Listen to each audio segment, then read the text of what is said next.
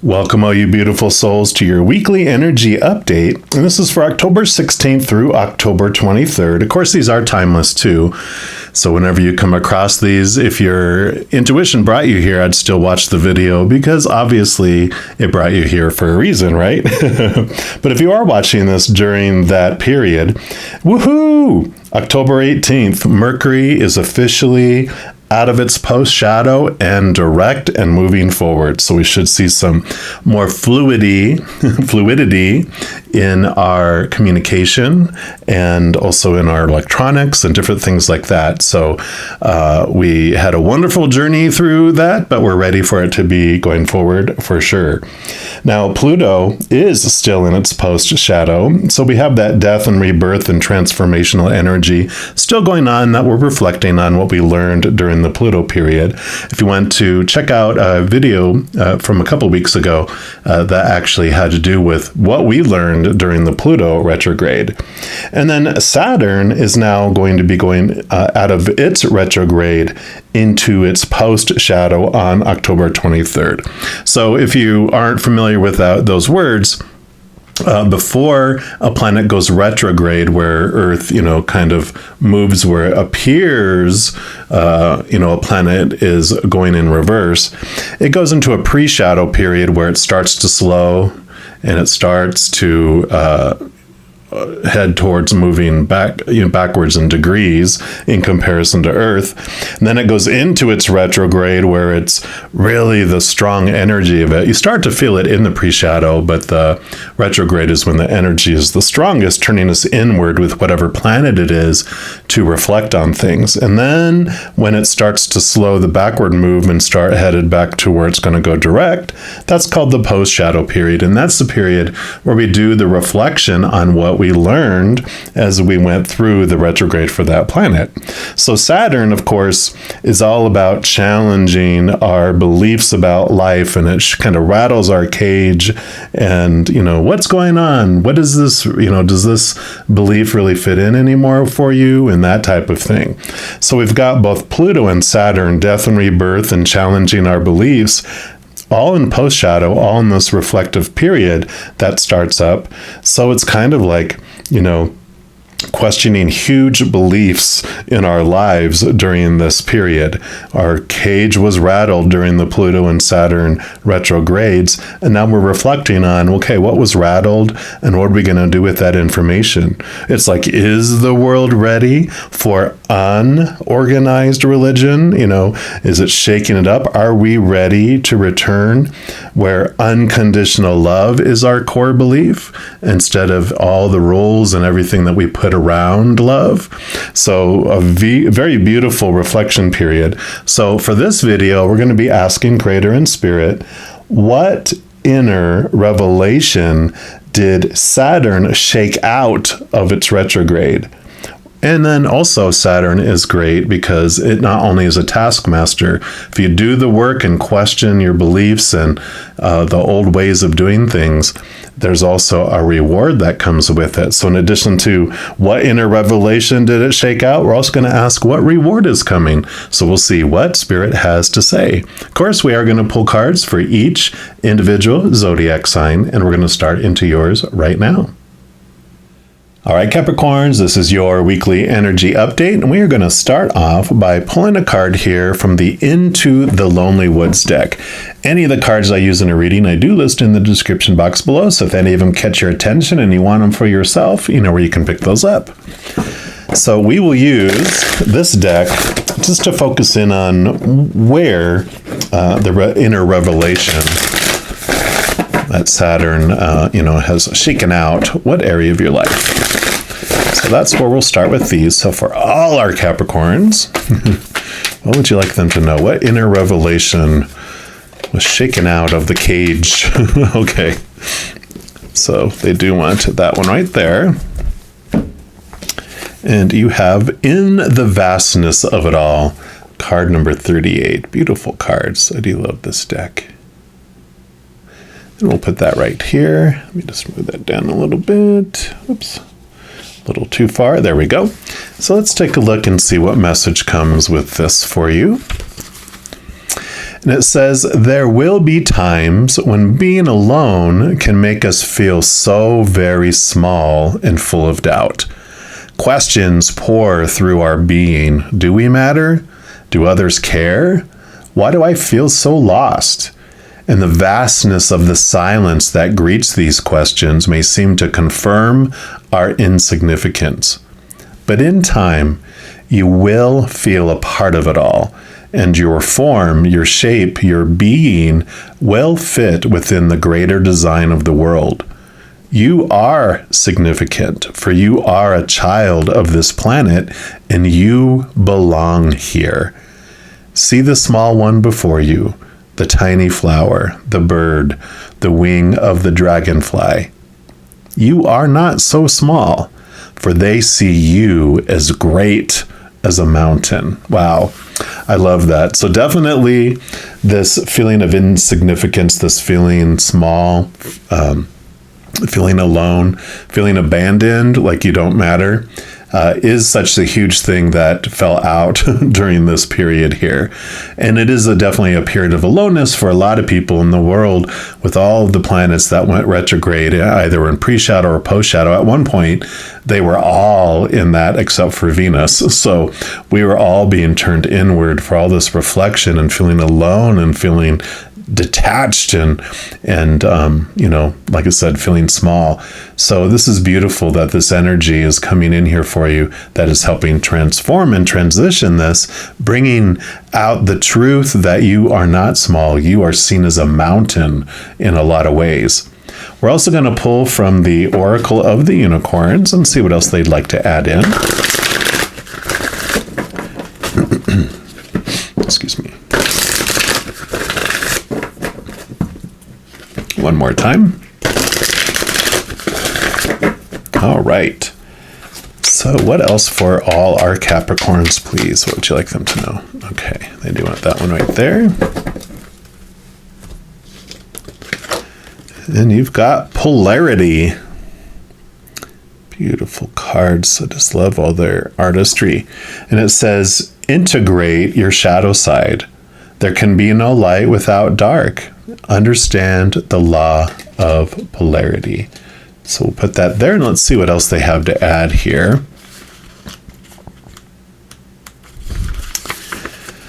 And it says, we have all played in the shadows and dabbled in the darkness throughout different lifetimes. There is no judgment from the divine on what you did or didn't do in this or any other incarnation. Source sees you as wholly lovable and worthy, even if you were a part of destruction or deception in other times. Only we hold ourselves in judgment and punish ourselves because we feel we are anything less than pure light. These unicorns show you that there cannot be light without the dark. There cannot be day without the night, just as you could not have the capacity to hold the level of light that you do now if you had not plunged deep into the darkness before.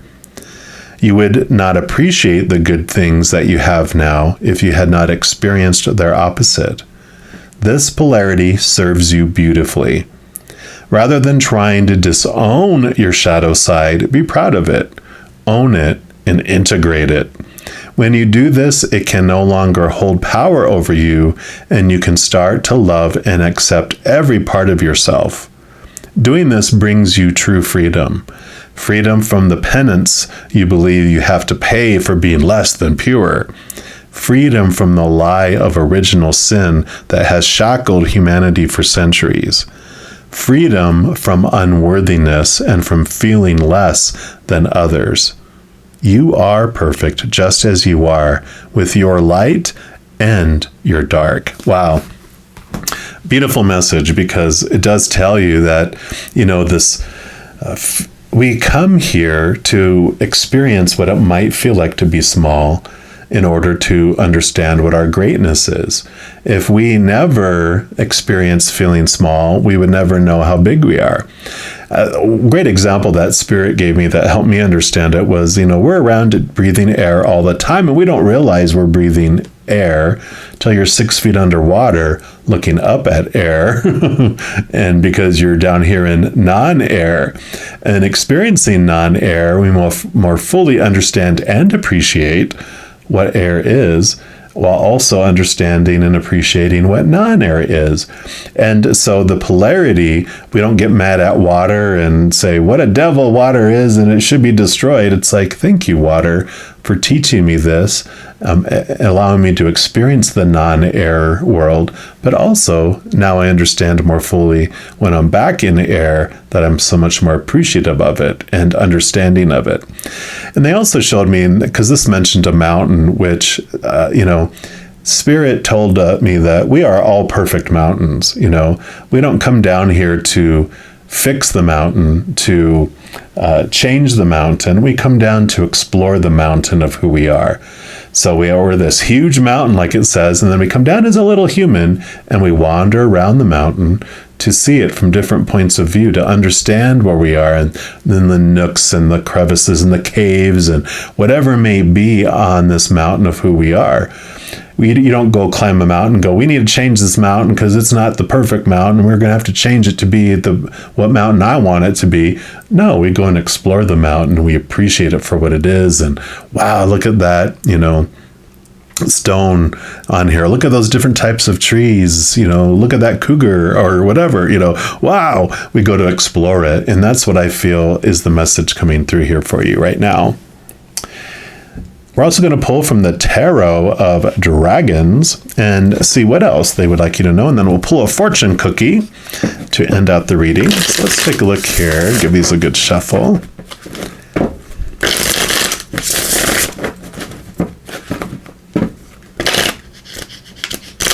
There we go. All right. So what else for our Capricorns, please? What else would you like them to know around this energies? Okay, they do want that one and that one. They wanted that one there. So these are for up here. Okay. And anything else for Capricorns, please? Okay. Anything else? Okay. And then this one here. Well, we'll leave that showing here since it made itself visible, which means that it's the one that they want to start with here. So we'll do things a little differently. We have been starting down here, but they're like, nope, ding, ding, ding. They want to start here with the Four of Pentacles, which makes total sense because the Four of Pentacles is about stability in your worth as you relate it to the outside world. It's think of a table with four solid legs on it. It's a very solid foundation. So through this experience, you're really starting to understand who you are and having the solidness around it, because the journey of the Four of Pentacles is that they have looked outside of themselves in three different areas for their worth. And so they looked in relationships as one of the pentacles, situations like job, education, social status as the second pentacle. And the third one is things, body, bank account, possessions. And when it looked to each one of those for its foundation of its worth, it felt unstable because all three of those are unstable. People change or they pass away. So relationships are not stable. They're definitely not eternal. Situations, of course, never stay the same, and things break down, they deteriorate, they burn down, they're stolen, right? So all those things that we're told to look outside of ourselves to define us is more retail price than self-worth, because retail price changes by the season and by the person. You can be this big parka coat in the Antarctic during the winter and you are priceless, maybe even marked up in price. People are fighting over you. But that same coat in the tropics on an island on the equator during summer, you're on the blue light special 99% clearance rack. So that's the instability of the outside world, and when we're trying to find our worth as it relates to the outside world. So we get disappointed enough where we're turned inward to try to find our worth, and we go inward and upward.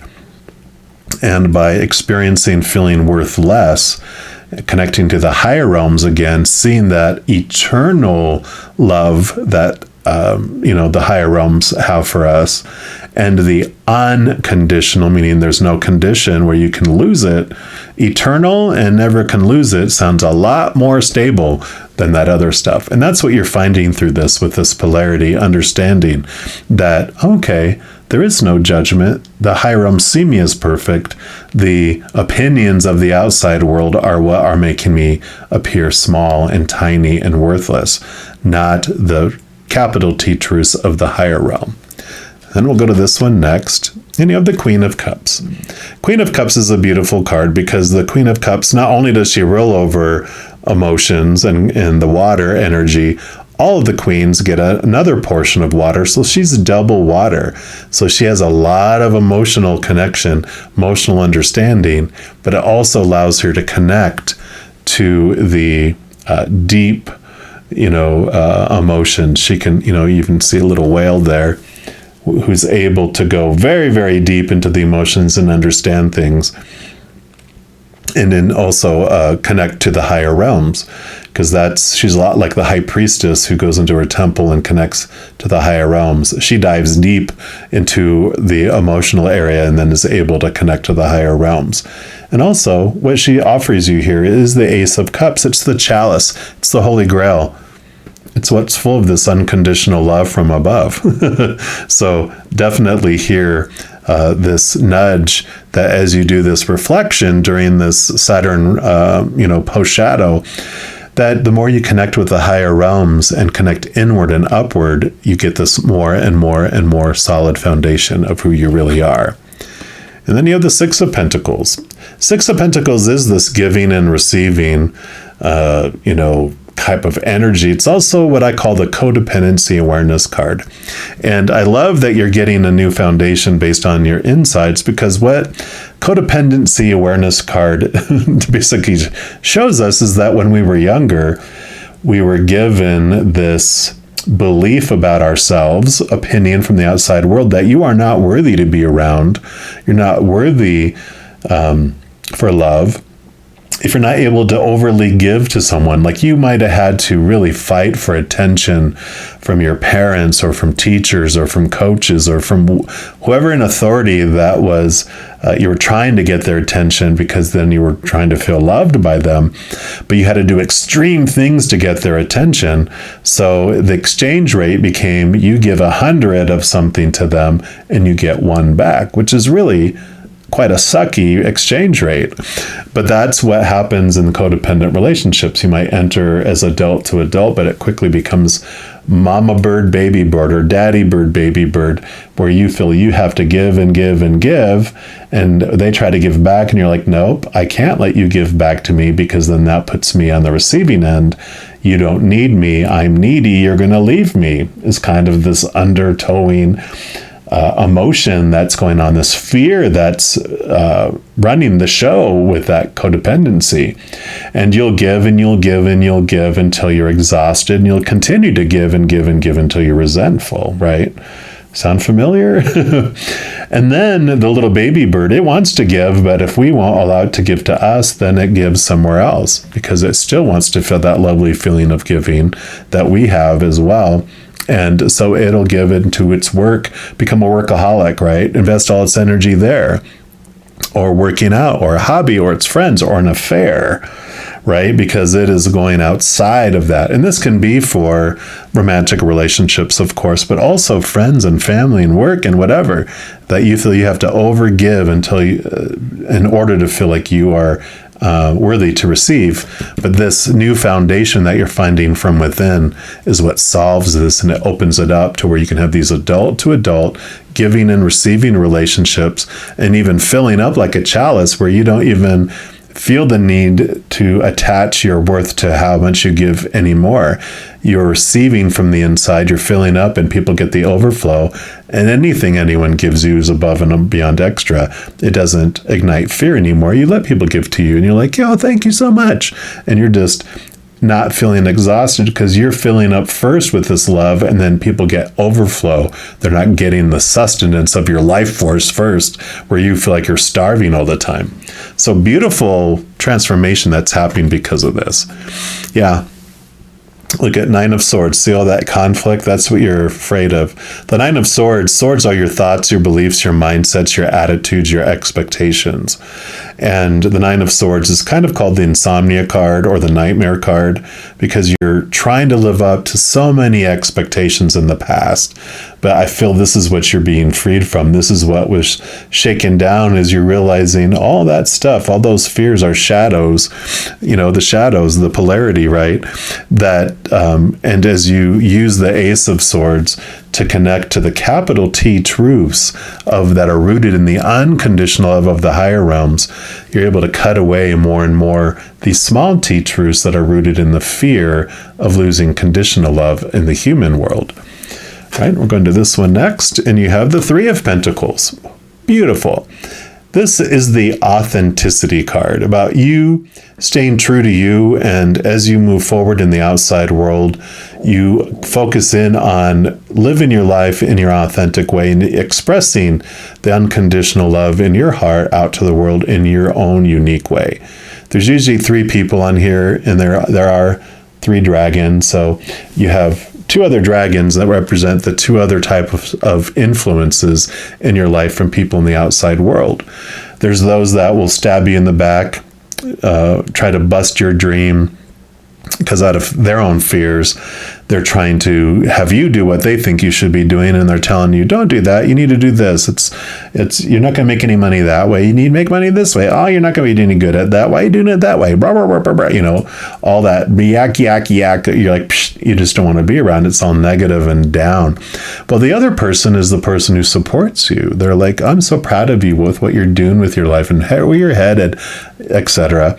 And they're actually even more powerful to take us off our authentic path, because we do, with our past growing up, our little child self inside, our little ego likes that validation, likes that attention. And so when they say all this stuff about how we're doing so well, they can't wait to see how we do things and da-da-da-da-da. And they go, hey, have you ever thought of maybe doing it this way?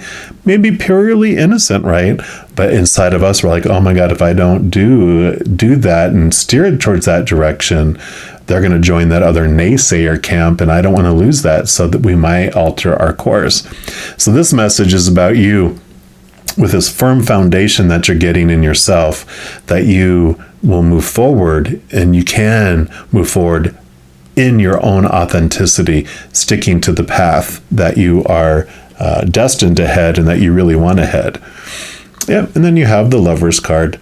So this is the emotional choice card, which basically tells you that every moment is either of unconditional love or the fear of losing conditional love. It's almost like this polarity card, right? It's almost like a mirror of that polarity card, actually, right?